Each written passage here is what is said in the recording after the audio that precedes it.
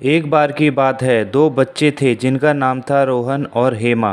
एक दिन वो स्कूल से जब घर वापस आ रहे थे तो उन्होंने घर आकर देखा कि आंगन में चटाई पर दादाजी कुछ काम करने में लगे हुए थे। दोनों दादाजी को देखकर छुप गए और वहीं पर रुक गए। हेमा ने कुछ कहना चाहा तो रोहन ने उसे धीरे से चुप होने को कहा। दोनों आंगन में खड़ी कार के पीछे झुक के दादाजी को देखने लगे कि दादाजी क्या कर रहे हैं।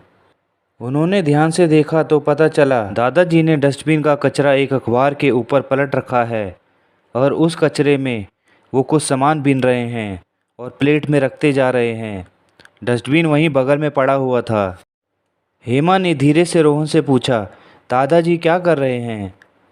रोहन ने कहा, दादाजी शायद कचरे में से ऑलपिन बीन रहे हैं।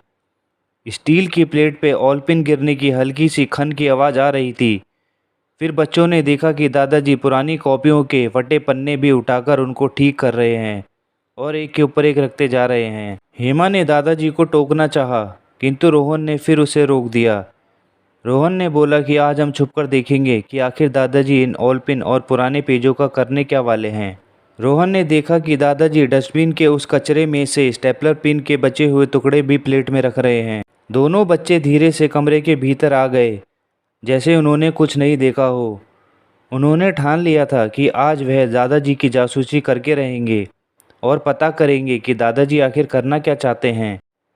थोड़ी देर में सब खाना खाने बैठ गए। भोजन करने के बाद दादाजी अपने कमरे में चले गए और पुरानी कॉपियों के फटे पुराने पन्नों को कैंची से काट कर कुछ करने लगे। बच्चों ने बाहर की खिड़की में अपना अड्डा बना लिया था, जहाँ से दादाजी उनको साफ दिखाई दे रहे थे। रोहन और हेमा इधर उधर की बातें करते रहे, कभी स्कूल की, कभी अपने टीचरों की, ताकि दादाजी को आभास ना हो कि वो उन पर नज़र रखे हुए हैं। 1 घंटे के भीतर दादाजी ने कागज़ों की छोटी छोटी 8-10 कॉपियाँ बना ली थी और स्टेपलर और ऑलपिन का भी उपयोग कर उनको जोड़ लिया था। दोनों बच्चे बहुत उत्सुक थे कि देखें दादाजी उन कॉपियों का करने क्या वाले हैं। फटे पुराने कागज़ डस्टबिन से निकालकर नगर पालिका की कचरा गाड़ी में डालने के लिए होते हैं। फिर दादाजी ये कौन सा तमाशा कर रहे हैं? आज बच्चों की नज़रें बस दादाजी पर ही थी। वह दूसरे बाकी सारे काम कर रहे थे, पर ध्यान उनका दादाजी की तरफ ही था। शाम को दादाजी घूमने निकले। बच्चों ने देख लिया था कि दादाजी ने वह छोटी छोटी कॉपियाँ एक छोटे से थैले में रख ली है और कुछ चौक पेंसिल के टुकड़े भी साथ में ले लिए थे। शायद यह भी उन्होंने डस्टबिन के कचरे में से ही बटोरा था। दोनों बच्चे चुपके चुपके दादाजी का पीछा करने लगे। चलते चलते दादाजी सीधा ही बस्ती से लगी झोपड़ियों की तरफ मुड़ गए और एक झोपड़ी के सामने रुक गए। पहले से ही उपस्थित वहाँ 4-5 बच्चों ने उन्हें घेर लिया। दादाजी आ गए, दादाजी आ गए कहते हुए उन्होंने अपने हाथ ऊपर कर दिए, जैसे उनको पता हो कि दादाजी आज कुछ सामान बांटने वाले हैं। दादाजी ने अपने थैले से कॉपियाँ निकाली और उन बच्चों को बांटने लगे और चौक पेंसिल के टुकड़े भी बच्चों को देने लगे। सारे बच्चे दादाजी हमें भी, दादाजी हमें भी चिल्ला रहे थे।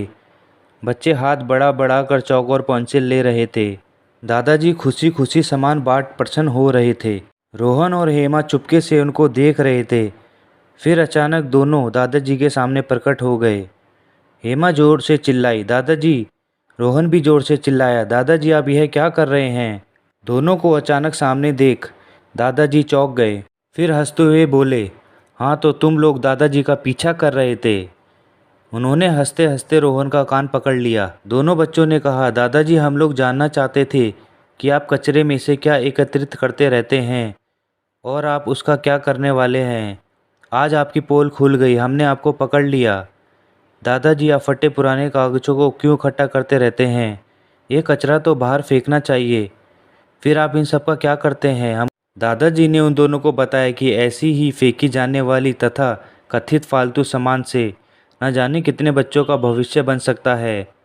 एक एक ईंट जोड़कर मकान बनता है, तिनके तिनके से रस्सी बन जाती है, वह रस्सी बड़े बड़े वजनी सामान को उठा लेती है। वैसे ही यह छोटे छोटे वेस्टेज देश दुनिया की आबादी में कई काम आ सकते हैं। दुनिया में बहुत से ऐसे लोग हैं जिनके पास यह सब लेने के लिए पैसे नहीं होते। ये सारा वेस्ट सामान से हम उनकी ज़रूरतों को पूरा कर सकते हैं। दादाजी ने रोहन से कहा, रोहन तुमने जो अपनी कॉपियाँ गुस्से में फाड़ दी थी उनको काम लायक बनाकर मैंने इन बच्चों में बांट दिया। यह सामान पाकर देखो कितने खुश हैं यह बच्चे। स्टेपलर पिन के टुकड़े और चौक पेंसिल तुम लोग रोज़ बर्बाद करते हो, देखो आज किसी के काम आ रही है। नगर पालिका की गाड़ी तो इनको ले जाकर कूड़े में ही फेंक देती, लेकिन यह सामान किसी के काम आ सकता है। इन बच्चों को इसकी ज़रूरत होती है, इसलिए मैं इनके लिए ये सब करता रहता हूँ। यह सब सुनकर रोहन बोला, सॉरी दादाजी, हम तो छोटे हैं, यह सब नहीं जानते, हमको माफ़ कर दीजिए, आगे से ऐसी गलती नहीं होएगी। तभी दादाजी ने कहा, और हमारी जासूसी? जोर से हंसते हुए दादाजी ने पूछा। दोनों बच्चे बोले, नहीं करेंगे, नहीं करेंगे, हम जासूसी नहीं करेंगे।